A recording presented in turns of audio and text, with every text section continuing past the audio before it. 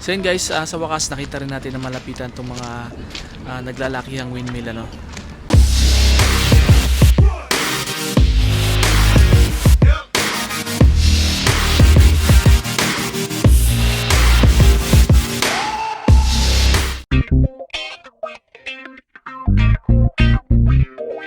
Mula Laguna ay bibiyahe naman tayo patungo sa bayan ng Pililla sa probinsya ng Rizal. Sa pagpunta namin dito ay nadaanan namin ang mga bayan ng Taytay, Angono, Binangonan, Morong at Baras.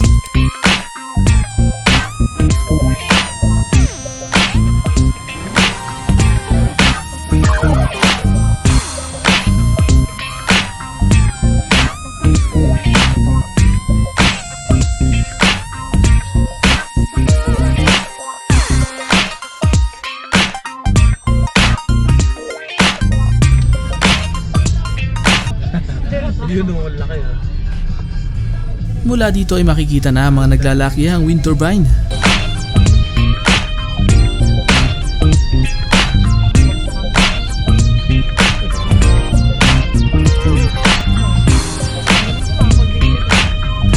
At pagkatapos ng lagpas 2 oras na biyahe, narating din natin sa wakas ang Pililla Wind Farm.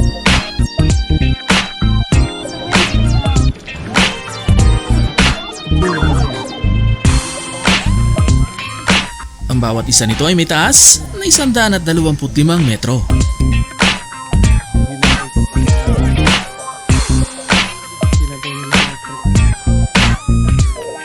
At alam nyo ba, na ang wind turbine na ito ay kaya mag-produce ng 54 megawatt of wind power sa loob lamang ng 1 taon.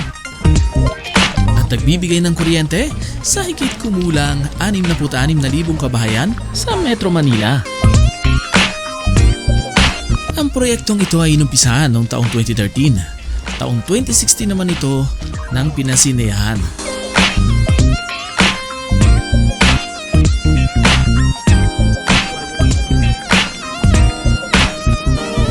Mula dito ay matatanaw din ang pinakamalaking freshwater lake sa buong Pilipinas, ang Lawa ng Laguna.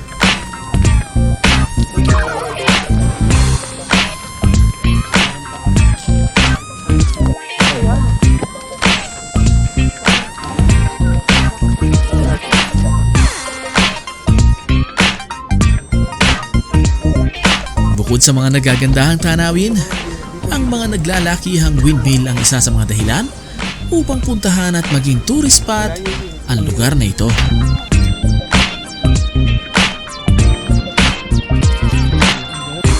May buhaya oh.